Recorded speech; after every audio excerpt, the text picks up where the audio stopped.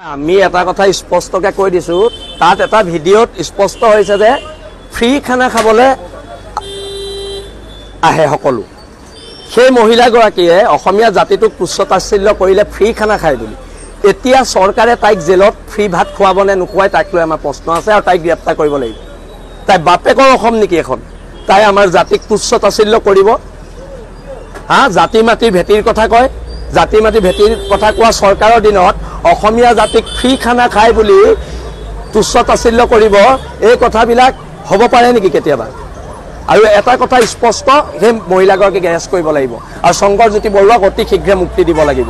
এতিয়া অসমত এটা ছিষ্টেম চলিছে, যদি অনা অসমীয়া মানুহ আৰু অসমীয়া মানুহ এজনৰ মাজত সংঘাত হয়, অনা অসমীয়া মানুহজনক থানাত লাল চাহ আৰু চিংৰা খুৱাই জামিন দি দিয়ে, আৰু অসমীয়া মানুহজনক থলগিৰি মানুহটোক 3 মাহ জেল, তাৰপিছত জামিন দিয়ে। এইটো কি ছিষ্টেম চলিছে তাক লৈ আমাৰ প্ৰশ্ন আছে মুখ্যমন্ত্ৰী ডাঙৰীয়ালৈ, তাক লৈ প্ৰশ্ন আছে আমাৰ চৰকাৰৰ বৰমূৰীয়াসকললৈ। আৰু শংকৰজ্যোতিৰ বৰুৱাৰ মাত্ৰ এইটো এটা ঘটনা নহয়, আমিও ভুক্তভোগী, হাজাৰ হাজাৰ ল'ৰা ভুক্তভোগী। কিমান ল'ৰাক অনা অসমীয়া মানুহে মাৰিছে, তাৰপিছত জেলত ভৰাই দিছে। আৰু যিকেইজন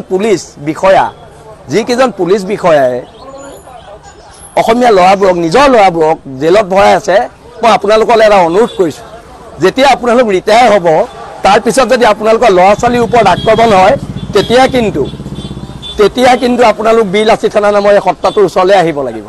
কোনো অনা অসমীয়া মানুহ, কোনো চৰকাৰৰ বৰমূৰীয়া মানুহে আপোনালোকক সহায় নকৰে। সেইকাৰণে আত্মসন্মানেৰে কাম কৰিবলৈ আপোনালোকক আমি অনুৰোধ জনাইছোঁ।